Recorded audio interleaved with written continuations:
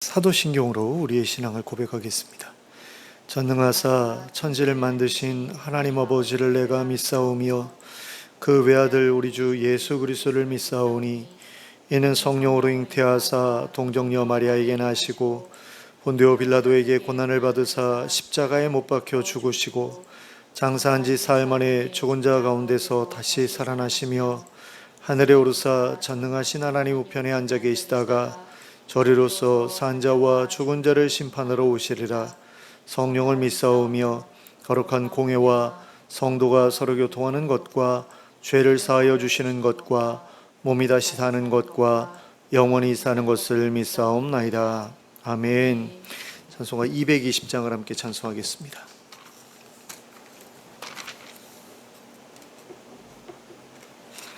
찬송가 220장입니다.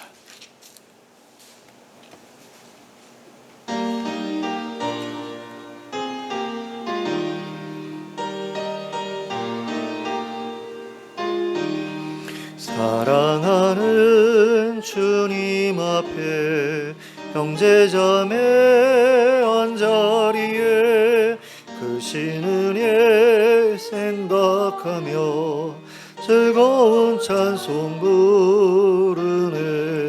내 주 예수 오늘 받아 모든 사람 내 몸같이 환난 근심 위로하고 진심으로 사랑하세.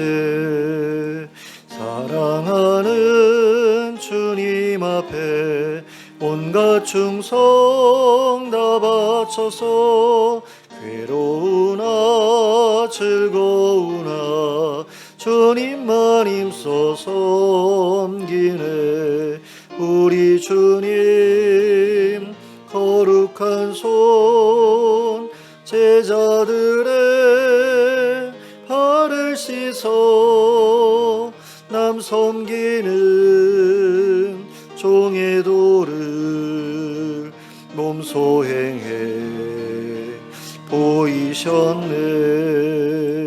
사랑하는 주님 예수 같은 주로 섬기나니 한 피 바다 한 몸 이룬 형제여 친구들이여 한 몸같이 친밀하고 마음으로 하나 되어 우리 주님 크신 뜻을 지성으로 준행하세. 아멘. 찬송가 218장을 함께 찬송하겠습니다. 찬송가 218장입니다.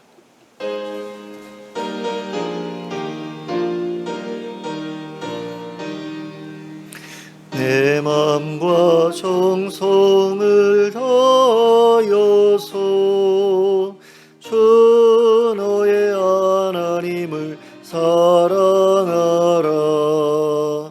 내 몸을 아끼고 사랑하듯 형제와 이웃을 사랑하라. 주께서 우리에게 명하시니 그 명령 따라서 살아가리. 널 미워 해치는 원수라도 언제나 너그럽게 사랑하라. 널 핍박하는 자 위에서도 신실한 마음으로 복을 빌라. 주께서 우리에게 명하시니 그 명령 따라서 살아가리. 나 항상 주님을 멀리하고 못하였다. 이러한 죄인을 사랑하사 주께서 몸버려 죽으셨다. 속죄의 큰 사랑받은 이 몸 내 생명 다 바쳐 충성하리. 아멘. 오늘 우리에게 주시는 하나님의 말씀은 창세기 6장 1절부터 13절까지의 말씀입니다. 창세기 6장 1절부터 13절까지 함께 합독하도록 하겠습니다. 시작. 사람이 땅 위에 번성하기 시작할 때에 그들에게서 딸들이 나니 하나님의 아들들이 사람의 딸들의 아름다움을 보고 자기들이 좋아하는 모든 여자를 아내로 삼은지라. 여호와께서 이르시되 나의 영이 영원히 사람과 함께하지 아니하리니 이는 그들이 육신이 됨이라. 그러나 그들의 날은 120년이 되리라 하시니라. 당시의 땅에는 네피림이 있었고 그 후에도 하나님의 아들들이 사람의 딸들에게로 들어와 자식을 낳았으니 그들은 용사라. 고대에 명성이 있는 사람들이었더라. 여호와께서 사람의 죄악이 세상에 가득함과 그의 마음으로 생각하는 모든 계획이 항상 악할 뿐임을 보시고 땅 위에 사람 지으셨음을 한탄하사 마음에 근심하시고 이르시되 내가 창조한 사람을 내가 지면에서 쓸어버리되 사람으로부터 가축과 기는 것과 공중의 새까지 그리하리니 이는 내가 그것들을 지었음을 한탄함이니라 하시니라. 그러나 노아는 여호와께 은혜를 입었더라. 이것이 노아의 족본이라. 노아는 의인이요 당대의 완전한 자라. 그는 하나님과 동행하였으며 세 아들을 낳았으니 셈과 함과 야벳이라. 그때에 온 땅이 하나님 앞에 부패하여 포악함이 땅에 가득한지라. 하나님이 보신즉 땅이 부패하였으니 이는 땅에서 모든 혈육 있는 자의 행위가 부패함이었더라. 하나님이 노아에게 이르시되 모든 혈육 있는 자의 포악함이 땅에 가득함으로 그 끝날이 내 앞에 이르렀으니 내가 그들을 땅과 함께 멸하리라. 아멘. 하나님께서 아담과 하와에게 맡겨주셨던 사명은 창세기 1장 28절에 기록되어 있는 것처럼 생육하고 번성하여 땅에 충만하라, 땅을 정복하고 모든 생물을 다스리라는 것이었습니다. 그리고 이 명령은 다르게 설명하면 에덴 동산의 지경을 온 세상으로 넓혀 나가라는 말씀과도 같은 것이었습니다. 그러나 아담과 하와는 에덴 동산에 거주할 자격을 잃어버렸고 에덴 동산 밖으로 쫓겨났습니다. 하지만 하나님께서는 아담과 하와를 에덴 동산 인근 동쪽에 거주하게 하셨고 아담과 그의 후손들에게 찾아오셔서 그들과 교제하셨습니다. 그리고 그러한 하나님의 마음속에는 아담의 후손들로 하여금 온 세상을 에덴 동산처럼 바꾸고자 하는 마음이 남아 있었습니다. 그리고 아담의 후예들은 에덴 동산 밖에서 살고 있기는 했어도 하나님을 의지했고 하나님과 동행하고자 힘썼습니다. 그래서 하나님의 꿈을 다시금 성취해 드릴 수 있는 것처럼 보였습니다. 그러나 언제부터인가 아담의 후손들도 가인의 후손들처럼 하나님으로부터 멀어지기 시작했습니다. 그리고 타락하기 시작했습니다. 그래서 하나님께서도 더 이상 두고 보실 수 없을 지경에 이르고 말았습니다. 오늘 우리가 함께 읽은 본문에는 바로 이러한 일들이 어떻게 진행되었는지에 대한 이야기가 기록되어 있습니다. 본문 1절과 2절을 다시 보시겠습니다. 사람이 땅 위에 번성하기 시작할 때에 그들에게서 딸들이 나니 하나님의 아들들이 사람의 딸들의 아름다움을 보고 자기들이 좋아하는 모든 여자를 아내로 삼는지라. 자, 이 구절들에 대한 해석은 주로 세 가지로 나뉘어집니다. 하나님의 아들들을 천사들로 보는 사람들이 있고, 또 하나님의 아들들을 고대의 왕들을 가리키는 것으로 보는 사람들이 있고, 또 하나님의 아들들을 아담의 아들인 셋의 후손들을 가리키는 것으로 보는 사람들이 있습니다. 그런데 우리는 이 구절들을 해석함에 있어서 이 구절들이 인류의 타락이 어떻게 시작되었는지를 설명하고 있는 구절들이라는 사실을 놓치지 말아야 합니다. 그런 점에서 이 구절들이 말하고 있는 바는 인류의 타락이 하나님의 아들들이 사람의 딸들을 보고 자기들이 좋아하는 모든 여자를 아내로 삼았기 때문에 시작되었다는 것이라고 할 수 있습니다. 그리고 그 결과 온 인류가 심판을 받게 되었다는 사실도 놓치지 말아야 합니다. 그런데 만일 여기에서 등장하는 하나님의 아들들이 천사들이라고 한다면 천사들의 잘못 때문에 인류가 심판을 받게 되었다는 이야기가 됩니다. 그렇다면 하나님께서 천사들에 대한 관리를 잘못하셨기 때문에 인류가 심판을 받게 됐다라는 그런 이야기가 될 수도 있습니다. 그러므로 이 해석은 잘못된 해석이라고 할 수 있습니다. 그 다음으로 여기에 등장하는 하나님의 아들들이 고대의 왕들을 가리키는 것이라고 한다면 왕 한 사람의 잘못 때문에 온 인류와 모든 생물들이 심판을 받게 되었다는 이야기가 된다라고 할 수 있습니다. 그러므로 이 해석 또한 잘못된 해석이라고 할 수 있습니다. 다만 왕이 자기가 좋아하는 모든 여자들을 아내로 삼는 짓을 시작했고 그게 대를 이어서 내려가기 시작했고 또 모든 백성들이 그 왕의 행태를 따라하게 되었기 때문에 일부 일처제가 무너졌고 또 가정이 파괴됐고 그 결과 경건한 자손들이 태어날 수 없게 되었다라는 이야기라고 한다면 이 해석도 어느 정도 설득력이 있는 해석이라고 할 수 있습니다.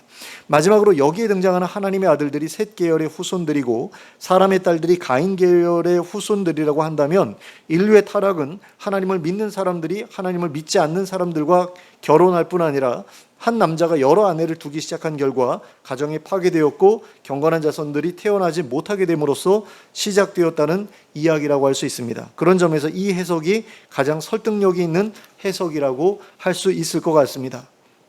두 번째 해석도 어느 정도는 가능성이 있다라고 볼 수 있는데 세 번째 해석이 가장 적절하게 생각된다라는 거죠. 다시 말하면 하나님께서 그나마 기대감을 가지고 있었던 셋의 후손들마저 타락해 버림으로써 인류에 대한 하나님의 기대가 완전히 무너져 버렸기 때문에 온 인류에 대한 심판이 이루어지게 되었다라는 이야기라고 할 수 있다는 것입니다. 그런데 하나님께서는 온 인류를 홍수로 심판하시기에 앞서 몇 가지 조치를 먼저 취하셨습니다. 3절 말씀입니다. 여호와께서 이르시되 나의 영이 영원히 사람과 함께하지 아니하리니 이는 그들이 육신이 됨이라. 그러나 그들의 날은 120년이 되리라 하시니라. 자, 여기에서 볼 수 있듯이 하나님께서는 그들이 육신의 정욕에 사로잡혀 살아가는 모습을 보시고서 그들에게서 하나님의 영을 거두어 드리기로 하셨습니다. 거룩한 하나님의 영이 타락해버린 사람들과 함께 하시면서 고통받으시는 것을 용납하실 수 없으셨기 때문입니다. 그런데 문제는 하나님께서 그들에게서 하나님의 영을 거두어 들이시게 되면 그들은 더 이상 하나님의 생명력을 공급받을 수 없게 된다는 것이었습니다. 그래서 하나님께서는 그들에게서 성령님이 떠나시더라도 120년 동안은 살아갈 수 있도록 조치를 취해 주셨습니다. 어떤 사람들은 120년이라는 이 숫자에 대해 하나님께서 이 말씀을 하시고서 120년 후에 대홍수를 보내실 계획이 있으셨기 때문에 이렇게 말씀하신 것이라고 해석하기도 합니다. 하지만 하나님께서 이 말씀을 하신 것이 대홍수로부터 120년 전이라는 증거는 어디에도 등장하지 않습니다. 하지만 대홍수 이후로 900세에 달했던 인류의 수명이 100세에서부터 200세 사이로 급격하게 줄어들었던 것을 보면 이 말씀은 인류의 수명이 줄어들 것에 대해 말씀하신 것이라고 보는 것이 적절해 보입니다. 그래서 모세 같은 경우도 그렇고 그 아론 같은 경우도 그렇고 120세를 전후해 가지고 120세 살짝 넘겨서 세상을 떠났거든요. 그런데 이 모세 오경이 기록된 그런 그 기록자가 모세 오경을 기록한 기록자가 모세라고 보통 이야기를 하잖아요. 어떤 분들은 에스라가 기록했다라고 이야기를 하기도 하는데 어쨌든 원래의 그 문서들은 또는 원래의 그 구전들은 모세로부터 시작된 거라고 볼 수 있거든요. 그렇게 봤을 때 모세가 자기네들 평균 나이가 한 120세 정도 됐기 때문에 그때 이렇게 사람들이 죄를 지어서 이렇게 수명이 줄어든 거야. 그래가지고 120세 정도가 된 거야 라고 말한 것으로도 이해할 수가 있는 거죠. 이처럼 하나님께서는 사람들이 타락한 것을 보시고 그들에게서 성령님을 거두어 들이셨고 또한 그들의 수명을 줄어들게 하셨습니다. 그러므로 성령님과 함께 살아가기를 바란다면 또한 그리고 영원한 생명을 가지고 영생을 누리기를 바란다면 우리는 어떻게 해야 되겠습니까? 타락 이전에 경건한 사람들이 살았던 그런 삶을 우리가 회복해야만 한다라는 거죠. 예수님께서 말씀하신 것처럼 새 계명을 지키면서 살아가는 그런 경건한 삶을 살아갈 때에 우리는 다시 성령님과 동행하는 그런 삶을 살아갈 수가 있고 또 하나님 나라에서 영원한 삶을 살아가는 것이 가능해진다. 이렇게도 볼 수 있다라는 그런 이야기가 된다라는 겁니다. 앞에서 말씀드렸듯이 하나님의 아들들이 사람의 딸들을 마음대로 취했던 결과는 가정의 파괴와 불경건한 자손들의 등장으로 이어졌습니다. 그리고 그 결과 사람의 죄악이 세상에 가득하게 되었습니다. 사람들이 마음으로 생각하는 모든 계획이 항상 악하게 되었습니다. 그래서 하나님께서는 땅 위에 사람 지으신 것을 한탄하셨습니다. 그리고 마음에 근심하셨습니다. 그리고 결국에는 하나님이 창조한 사람을 지면에서 쓸어버리기로 하셨습니다. 그런데 사람들만이 아니라 가축과 기른 것과 공중의 새까지 쓸어버리겠다고 말씀하고 계신 것을 보게 됩니다. 사람들이 하나님께서 만들어 놓으셨던 세상을 완전히 엉망으로 만들어 버렸기 때문입니다. 그런데 여기에서 세상을 엉망으로 만들었다라고 제가 말씀을 드렸는데 이것은 자연을 파괴해 버렸다라는 그런 이야기가 아닙니다. 세상의 모든 관계들이 하나님께서 기대하셨던 사랑의 관계에서 벗어나서 어긋나 버렸다라는 그런 이야기입니다. 11절부터 13절까지의 말씀입니다. 그때 온 땅이 하나님 앞에 부패하여 포악함이 땅에 가득한지라 하나님이 보신즉 땅이 부패하였으니 이는 땅에서 모든 혈육 있는 자의 행위가 부패함이었더라. 하나님이 노아에게 이르시되 모든 혈육 있는 자의 포악함이 땅에 가득함으로 그 끝날이 내 앞에 이르렀으니 내가 그들을 땅과 함께 멸하리라. 자, 여기에서 볼 수 있는 것처럼 온 땅이 하나님 앞에 부패하였고 땅에서 살아가는 모든 혈육 있는 자의 행위가 부패했기 때문에 하나님께서 그들을 땅과 함께 멸하려고 하셨다고 말씀하고 있습니다. 그런데 여기서 특별히 주목해야 할 것은 무엇이냐면 부패함의 가장 두드러진 특징으로 포악함을 말씀하고 있다는 것입니다. 여기서 포악함이라는 단어가 두 번 등장하잖아요. 11절에 보니까 포악함이 땅에 가득했다 라고 말씀하고 있고요. 13절에 보니까 모든 혈육 있는 자의 포악함이 땅에 가득했다 라고 말씀하고 있거든요. 그러니까 모든 사람들이 포악하게 되었다라는 거죠. 근데 그 포악하게 된 것을 부패했다라고 또 표현하고 있다라는 겁니다. 그러니까 온 인류가 타락했다라고 했을 때 그 타락의 어떤 대표적인 현상이 포악함으로 나타났다라는 그런 이야기라고 할 수 있습니다. 그래서 모든 사람들의 행위가 포악해서 서로가 서로를 사랑하지 않았고 서로 속였고 빼앗았고 죽였고 하는 그런 일들만 하면서 살았다라는 거죠. 온 세상에 가인의 후손이었던 라멕과 같은 사람들로 가득했다. 이런 식으로 표현해도 과언이 아닌 그런 모습이 펼쳐지고 있었다라는 겁니다. 그러므로 세상에서 살아가고 있는 그 누구도 이웃에 대하여서 안심할 수 없었을 것입니다. 누군가가 자신의 것을 빼앗아가지 않을까 늘 불안해하면서 살아갔을 것입니다. 또 힘없는 자는 늘 힘 있는 자들에게 많은 것을 빼앗기거나 억지로 양보하면서 살아가야 했을 것입니다. 그러니 세상이 지옥과도 같았을 것이라는 것은 말할 필요도 없습니다. 그러므로 세상을 하나님께서 꿈꾸셨던 에덴 동산처럼 바꾸는 것은 더 이상 불가능한 일처럼 보였을 것입니다. 그러나 하나님께서는 여전히 당신의 꿈을 포기하지 않고 계셨습니다. 그래서 한 사람을 택하셨습니다. 그 사람이 바로 노아였죠. 8절부터 10절까지의 말씀을 보시겠습니다. 그러나 노아는 여호와께 은혜를 입었더라. 이것이 노아의 족본이라. 노아는 의인이요 당대의 완전한 자라. 그는 하나님과 동행하였으며 세 아들을 낳았으니 셈과 함과 야벳이라. 자, 9절을 보시면 노아는 의인이었고 당대의 완전한 자였다고 말씀하고 있습니다. 그의 행위가 의롭고 죄에서 완전히 벗어나 있었다라는 이야기죠. 온 세상 사람들의 행위가 부패했고 포악했지만 노아의 행위는 부패하지 않았고 포악하지 않았다라는 이야기입니다. 그리고 그 이유에 대해서 뭐라고 말씀하느냐? 그가 하나님과 동행했기 때문이다 라고 말씀하고 있습니다. 그리고 이것은 노아가 자신의 조상 에녹과 같은 삶을 살고 있었다라는 이야기라고 할 수 있습니다. 그러므로 하나님께서 그에게 새로운 세상의 건설을 맡기실만 했다라는 그런 이야기인 거죠. 그래서 하나님께서는 그에게 은혜를 베풀어 주셨던 겁니다. 저는 이렇게 거꾸로 보았습니다.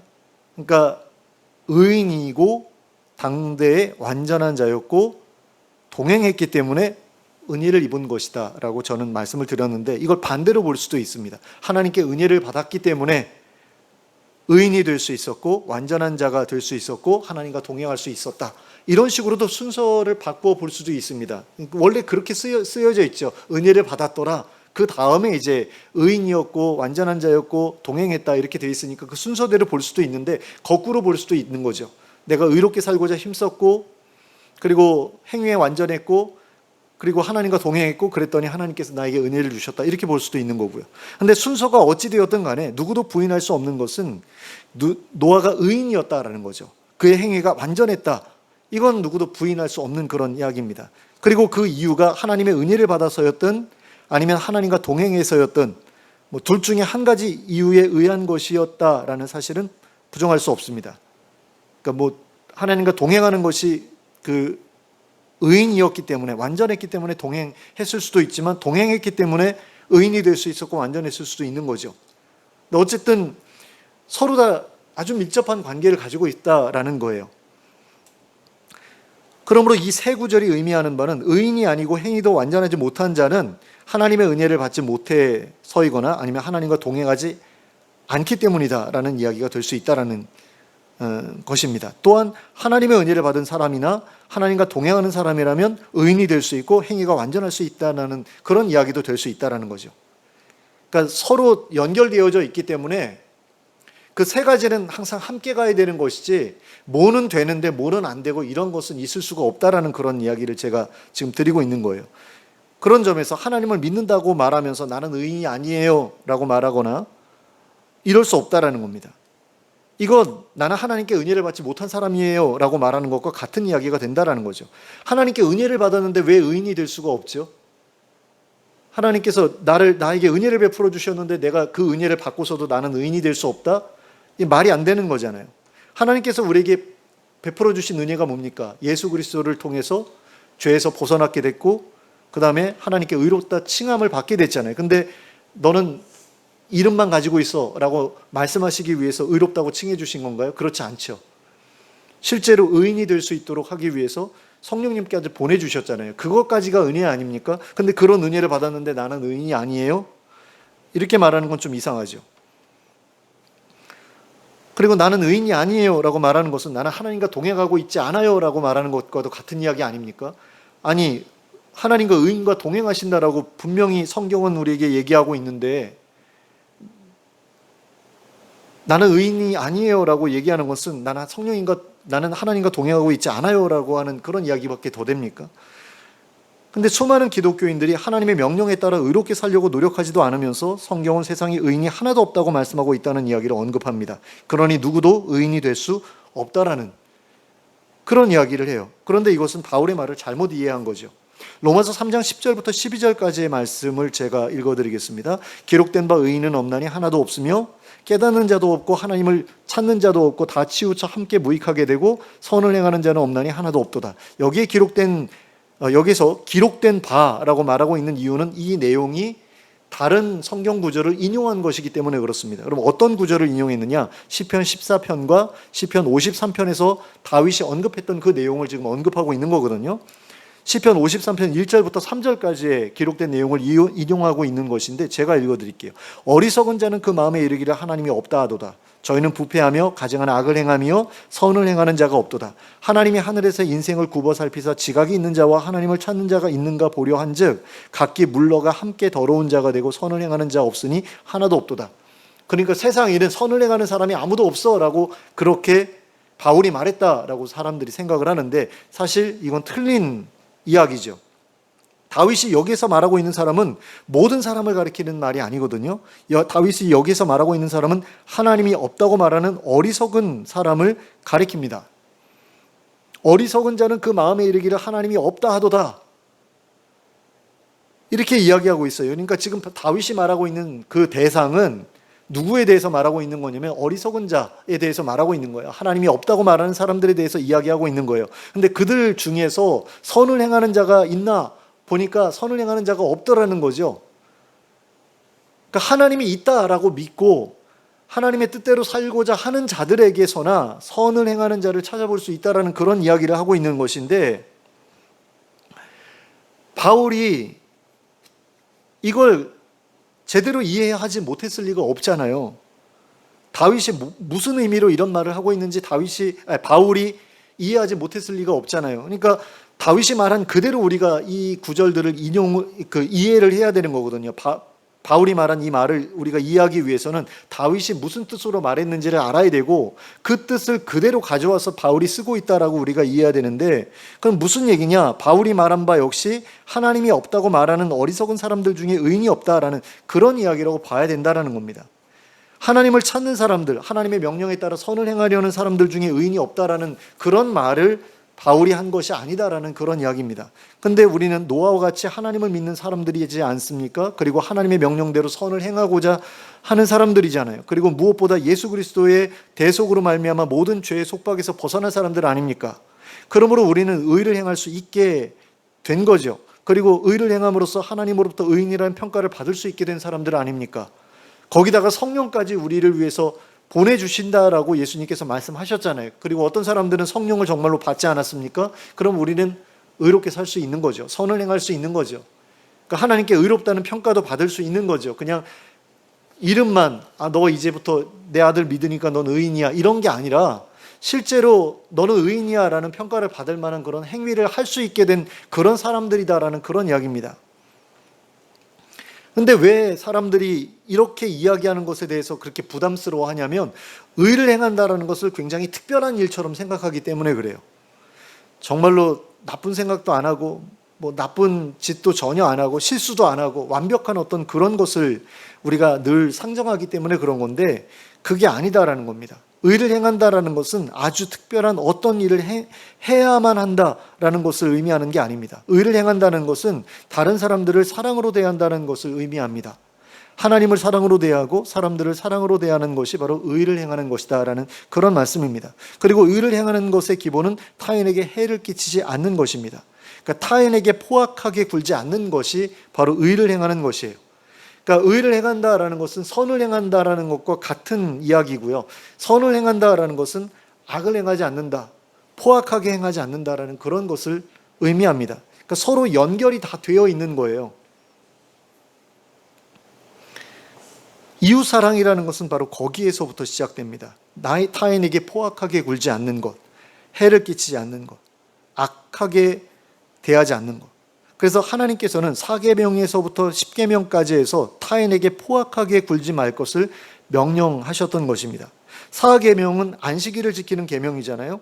그런데 여기에는 자신의 종들이 일주일에 한 번은 하루는 쉴 수 있게 해주라는 명령이 포함되어 있습니다. 오늘날로 바꾸어 말하자면 노동자의 쉴 권리를 빼앗지 말라는 명령이라고 할 수 있습니다. 그러니까 부하 직원들이 일주일에 하루는 확실하게 쉴 수 있도록 보장해 주라는 명령입니다. 다른 말로 하면 노동 착취를 하지 말아라라는 그런 말로까지도 해석할 수 있는 그런 명령이에요. 5계명은 부모를 공경하라는 명령이죠. 이것은 반대로 말하면 부모를 학대하지 말라는 명령입니다. 부모에게 포악하게 굴지 말라는 명령이라고 할 수 있습니다. 그런데 거기에서 좀 더 나아가서 부모의 정서적인 필요, 물질적인 필요를 공급해 주라 라고 그렇게까지 지금 말씀하고 있는 거죠. 그런 점에서 이 명령은 4계명에서부터 10계명까지의 계명 중에서 가장 적극적으로 선을 행할 것을 명령하는 계명이라고 할 수 있습니다. 또 6계명은 살인하지 말라는 계명이죠. 사람 죽이지 말라는 이야기입니다. 또 7계명은 간음하지 말라는 계명인데요. 다른 사람을 강간하거나 불륜을 저지르지 말라는 그런 계명이지요. 또 8계명은 도둑질하지 말라는 계명입니다. 다른 사람의 물건을 훔치지 말라는 명령이고요. 또 9계명은 거짓 증거하지 말라는 계명인데 위증하거나 무고하지 말라는 그런 계명이라고 할 수 있습니다. 또 10계명은 이웃의 소유를 탐내지 말라는 계명입니다. 다른 사람의 것을 욕심내서 강제로 빼앗거나 속여서 빼앗지 말라는 그런 명령이라고 할 수 있습니다. 그러니까 이처럼 4계명부터 10계명까지의 계명은 모두가 다른 사람에게 포악하게 굴지 말라는 명령으로 이루어져 있는 것을 볼 수 있습니다. 5계명만이 적극적으로 선을 행할 것을 명령하고 있을 뿐이지만 그 내면을 들여다보면 다른 계명들과 마찬가지로 포악을 행하지 말라는 의미가 내포되어 있습니다. 그런데 이 계명들이 지키기 어려운 계명인가요? 그렇게 어렵지는 않죠. 그러니까 요즘에 보니까요. 내가 성폭행을 당했어요 라고 또는 성추행을 당했어요 라고 그렇게 무고하는 그런 여성들의 그 뉴스들이 가끔씩 나오잖아요. 얼마 전에도 동탄인가에서 그런 일이 있었다고 뉴스에 나온 것을 보게 되는데, 이런 식으로 무고하는 거, 이런 거 예수 믿는 사람들 안 하는 거 어렵지 않잖아요. 그런 거는 정말로 마음속에 어떤 악한 그런 생각이 있는 사람들이나 하는 거지, 평소에 착하게 살려고 그렇게 마음 먹고 있는 사람들이 그런 죄를 짓지는 않잖아요. 그러니까 계명을 지킨다는 건 정말 그렇게 어려운 일은 아닌 거거든요. 근데 예수님께서는 이 계명들을 조금 더 업데이트 시켜서 새 계명으로 제시해 주고 계시죠. 문자적으로 지키는 것만으로는 부족하다라고 그렇게 말씀하고 계시는 겁니다. 그래서 살인하지 않는 것만으로는 부족하고 미워하지도 말아야 된다라고 말씀하셨고요. 또 간음하지 않는 것만으로는 부족하고 음란한 눈으로 쳐다보는 것조차도 하지 말아야 한다라고 말씀하셨던 것을 볼 수 있습니다. 그러니까 악한 행위로 이어질 만한 일은 마음에서부터 그리고 눈에서부터 차단해라라는 거죠. 그러니까 실천하는 실행하는 것만이 죄가 아니라 그 실행하려고 마음 먹는 것까지도 죄에 속한다라고 지금 말씀을 하신 겁니다. 그리고 이것은 십계명을 문자 그대로 지키는 것만으로 만족하지 말고 더 높은 수준을 바라보아야 한다라는 그런 말씀이라고 할 수 있습니다. 그리고 예수님께서 말씀하신 그 높은 수준의 최종적인 단계는 다른 이들에게 포악을 행하지 않는 것을 넘어서 사랑하는 것에까지 이르고 있는 것을 볼 수 있습니다. 그러면 예수님께서는 자신의 제자들에게 왜 이런 명령을 주셨던 것일까요? 왜 십계명보다 더 높은 수준의 새로운 계명을 제자들에게 주셨던 것일까요? 그것은 새 계명을 지키는 사람이라야 하나님 나라에 어울리는 사람이기 때문입니다. 하나님께서 왜 가인의 후손들뿐만 아니라 셋의 후손들까지도 모조리 심판하려고 하셨습니까? 그들 모두가 포악한 사람들이 되었기 때문입니다. 그들의 모든 행위가 포악해져 버렸기 때문이죠. 그래서 서로 사랑하는 모습을 도무지 찾아볼 수 없게 되어버렸기 때문입니다. 그래서 세상이 지옥같이 변해버렸기 때문이죠. 그리고 하나님께서는 그런 세상을 바라셨던 적이 한 번도 없으셨기 때문입니다. 세상을 만드시면서 내가 만든 세상이 저런 꼴이 될 거야 라고는 한 번도 상상해 보신 적이 없으실 거예요. 그런데 사람들이 하는 짓거리를 보니까 하나님께서 전혀 상상도 못 해봤던 그런 일들을 사람들이 하고 있더라는 거죠. 그래서 그 끔찍한 모습을 보고 싶지 않으셔서 세상을 심판하셔야 되겠다라고 생각하신 겁니다. 그러면 하나님께서는 왜 노아에게 은혜를 베푸셨습니까? 그가 의인이었기 때문이죠. 그의 행위가 완전했기 때문입니다. 그러니까 포악하지 않았다라는 것이고요. 포악함을 넘어서 선을 행하는, 사랑을 베푸는 그런 사람이었기 때문이었다라는 겁니다. 우리는 그렇게 이해할 필요가 있는 겁니다. 그러니까 우리는 의를 행한다라고 하면 뭔가 대단한 특별한 그런 것을 했을 것이다라고 생각하는데 그렇게 어려운 것을 요구한 것이 아니었다라는 겁니다. 그냥 나중에 이제 십계명에서 요구하셨던 그 하나님 나라 백성으로서의 마땅한 그런, 그래서 천국의 헌법이라고 어느 목사님이 표현하시는 것을 들은 적이 있는데 그런 정도의 수준의 그 수준에만 올라도 내 나라 백성으로서 부족하지 않아라는 어떤 그런 생각을 가지고 그 계명을 유대인들에게, 히브리인들에게 주셨잖아요. 그런데 노아는 그런 계명이 주어지기 전부터 그와 같은 삶을 사는 사람이었다라는 거죠. 남에게 포악을 행하지 않았고 타인에게 선을 베푸는, 사랑을 나눠줄 수 있었던 그런 사람이었다라는 겁니다. 그래서 하나님께서 꿈꾸셨던 그 세상에 완벽하게 어울리는 사람이었기 때문에 하나님께서 그로 하여금 하나님께서 꿈꾸셨던 아름다운 세상을 다시 만들어 보라고 책임을 맡겨주시기 위해서 그를 살려주셨다라는 겁니다. 그러면 하나님께서 예수님을 세상에 보내주신 이유는 무엇입니까? 사람들을 죄에서 벗어나게 함으로써 하나님 나라의 백성으로 삼으시기 위해서였다라는 것입니다. 포악함에서 벗어나 다른 이들을 사랑하는 사람들을 만들어내기 위해서. 그러니까 사실 노아라는 사람을 통해서 온 세상의 사람들이 이렇게 퍼져나가게 되잖아요. 그런데 그렇게 노아의 후손들이 퍼져나가서 만들어진 세상이 정말로 에덴 동산과 같은 그런 모습이었느냐? 아니었지 않습니까? 그러니까 노아의 후손들도 실패한 거죠. 그래서 또 누구를 택하십니까? 아브라함을 택하시죠. 근데 아브라함이 성공합니까? 실패하죠.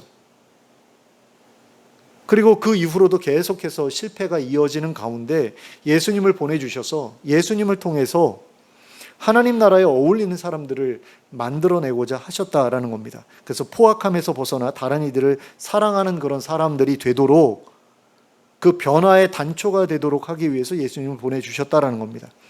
그래서 예수님께서는 이 땅에 오셔서 제자들에게 다른 사람들을 사랑한다는 것이 어떤 것인지를 말씀으로도 가르쳐 주셨고 또 몸소 보여주시기도 하셨죠. 그럼으로써 모든 사람들에게 하나님 나라의 백성의 모습이 어떠해야 하는지를 알려주셨던 겁니다.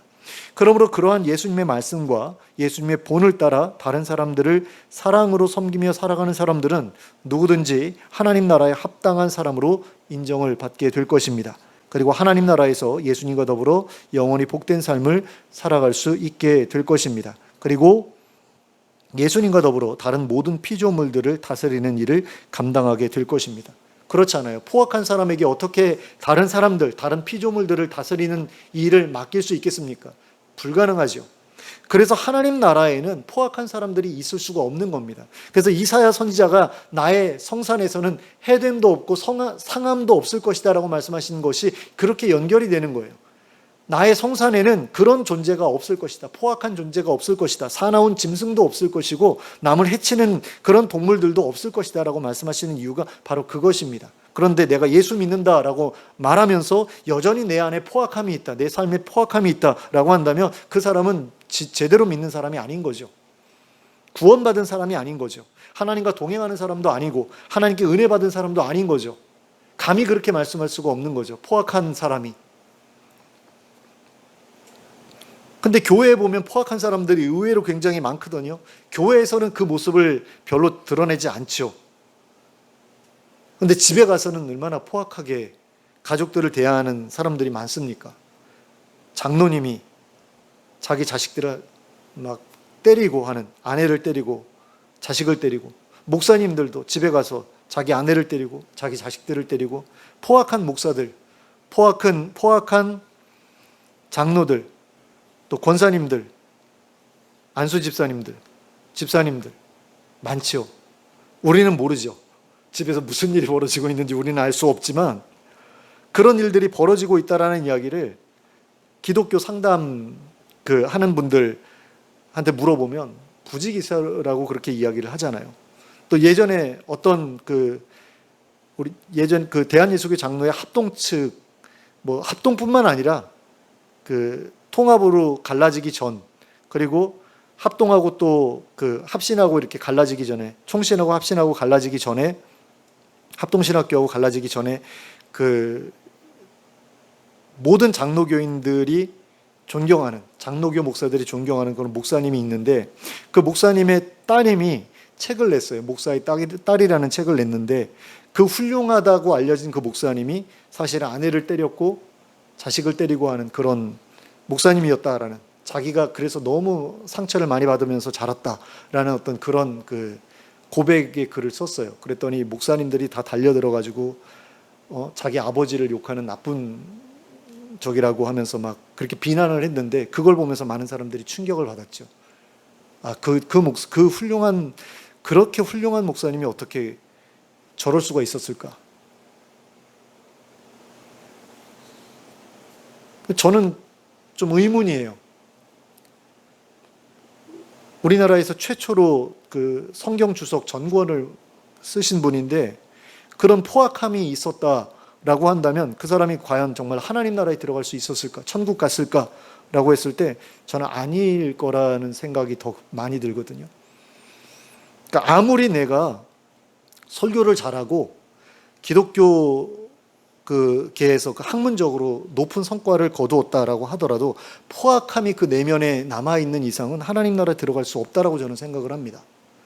교회 아무리 열심히 다니고 예배 열심히 드리고 그랬더라도 내가 포악함을 가지고 있다, 여전히 가지고 있다. 그래서 내 며느리한테 함부로 하고 내 가족들에게, 내 자식들에게 함부로 하고 내 이웃들에게 함부로 하고 내 종업원들에게 함부로 한다. 그 사람 하나님 나라에 들어갈 수 없다라고 생각을 합니다. 성경이 계속해서 증언하고 있는 바예요. 왜 하나님께서 대홍수로 심판을 하셨습니까? 포악했기 때문이잖아요.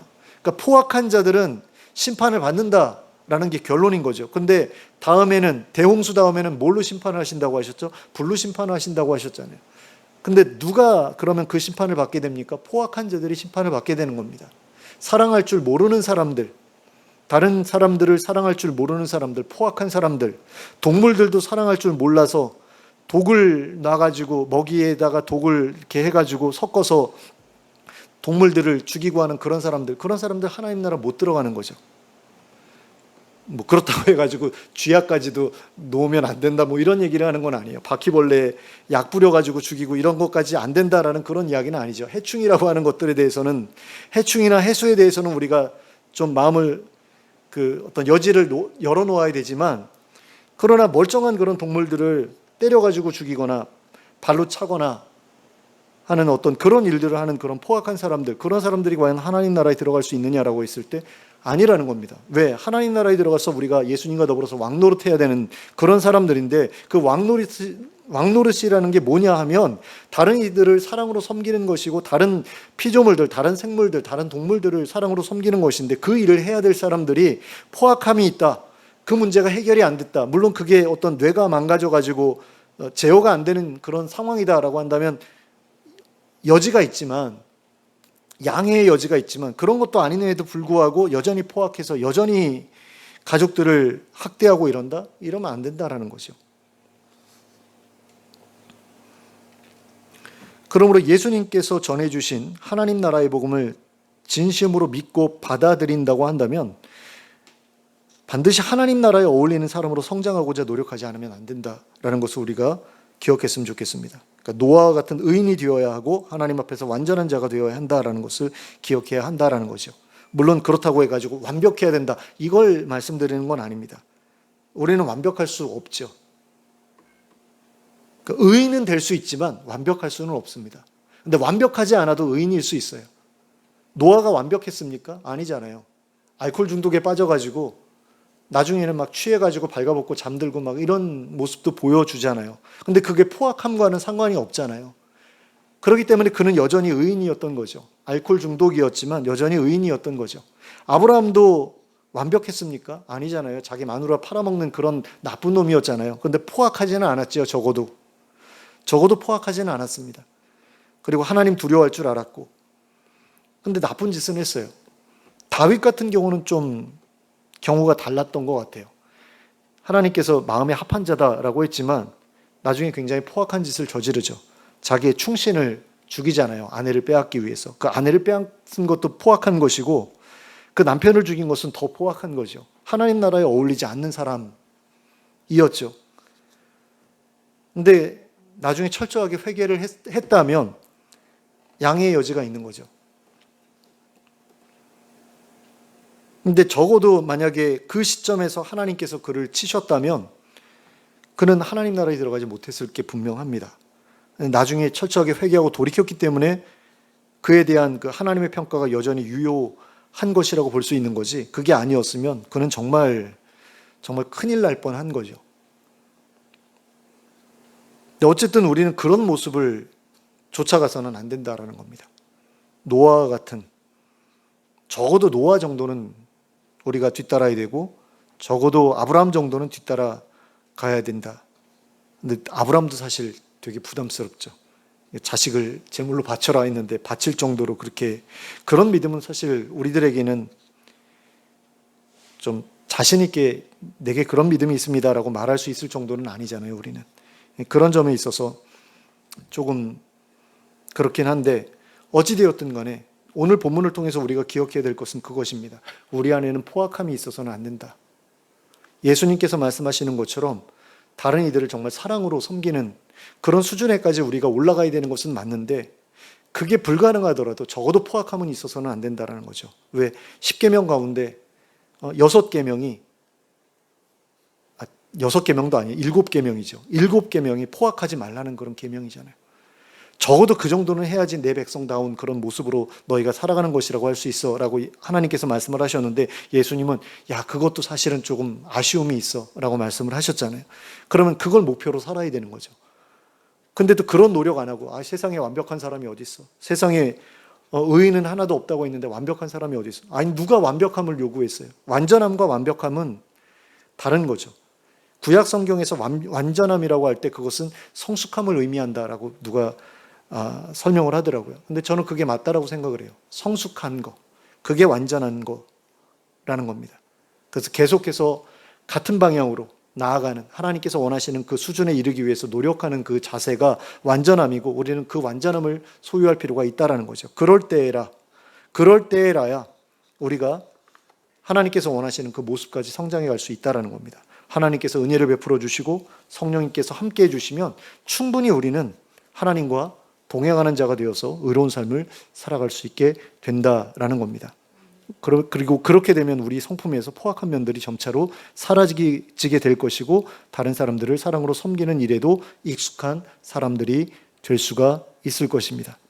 그러므로 하나님 나라에 합당한 자로 성장해 나가기로 결단하는 우리들이 될 수 있기를 원합니다. 그리고 늘 하나님의 은혜와 성령님의 도우심을 구하는 가운데 하나님과 동행하면서 선을 행하는데 점점 더 익숙해지는 우리 모두가 될 수 있기를 예수 그리스도의 이름으로 축원합니다. 함께 기도하겠습니다. 사랑의 하나님 아버지, 세상이 포악함으로 인해 하나님의 심판을 받았다는 것을 오늘 우리가 말씀을 통해서 깨닫게 되었습니다. 그렇다면 우리가 하나님 나라에서 살아가기 위해서는 포악한 자가 되어서는 안 된다는 사실을 우리가 기억하지 않을 수가 없습니다. 하나님, 그것을 마음에 우리가 새길 수 있기를 원합니다. 나는 절대로 포악한 자가 되어서 하나님의 나라를 어지럽히는 존재로 규정되어서 그 나라에 들어가는 것조차 허락받지 못하는 그런 존재로 살지 않겠다라는 결단이 우리에게 있기를 원합니다. 정말로 선을 행하는데 익숙한 자가 될 수 있기를 원합니다.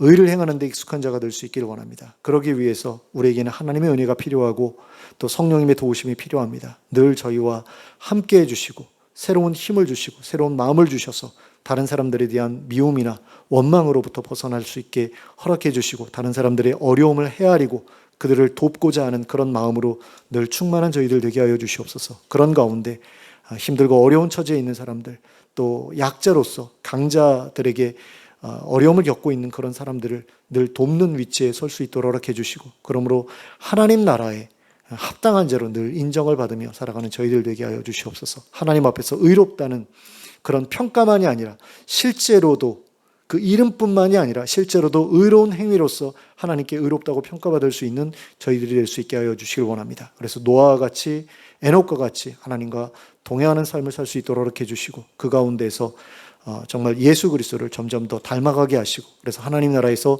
예수님과 더불어서 왕노릇하기에 부족함이 없는 저희 모두가 될 수 있도록 인도해 주시옵소서. 예수 그리스도의 이름으로 기도하였습니다. 아멘. 찬송가 463장을 함께 찬송하겠습니다. 찬송가 463장입니다.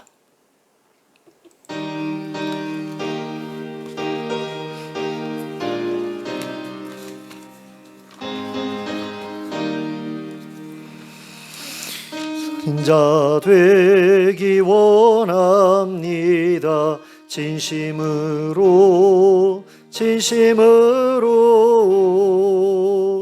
신자 되기 원합니다. 진심으로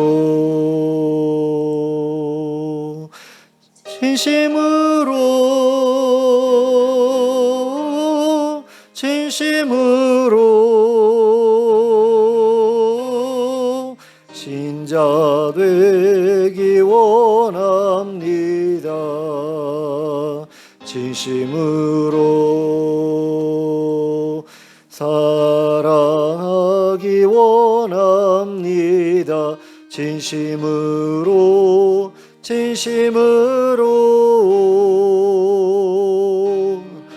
하기 원합니다.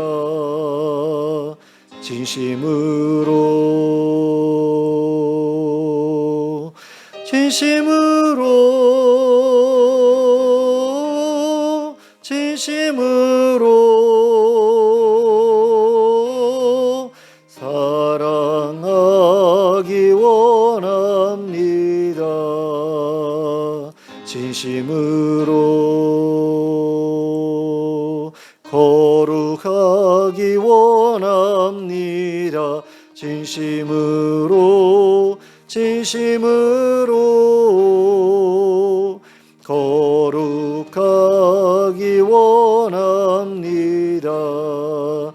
진심으로 진심으로 진심으로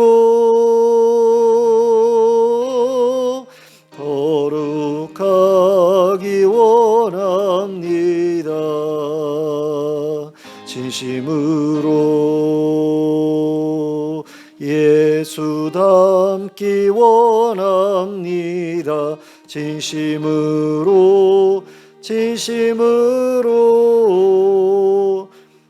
예수 닮기 원합니다. 진심으로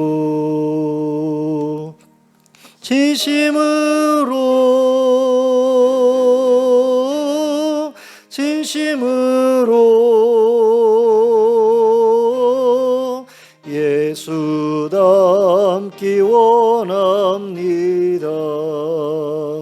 진심으로.